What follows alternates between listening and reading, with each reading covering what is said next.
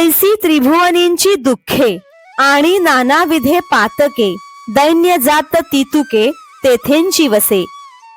त्याप्रमाणे त्रिभुवनातील विविध दुःखे, नाना तऱ्हेची पातके, सर्व दारिद्र्ये त्या स्वधर्माने वागणाऱ्या माणसाजवळ राहतात.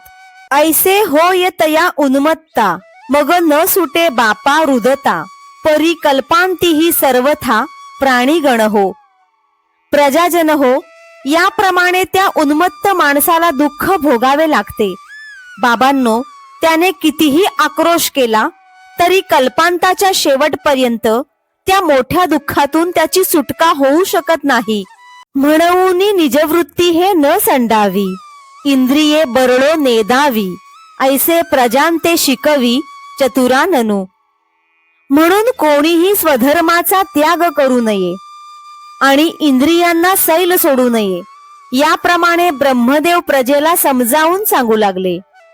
जैसे जळचरा जळ सांडे, मग तत्क्षणी मरण मांडे, हा स्वधर्मू तेणे पाडे विसंबो नये.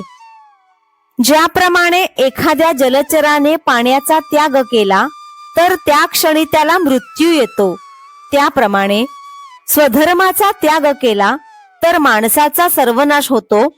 म्हणून स्वधर्म कधी सोडू नये. म्हणून तुम्ही समजती आपुला लिया कर्मी उचिती, निरत व्हावे पुढत पुढती म्हणिपत असे.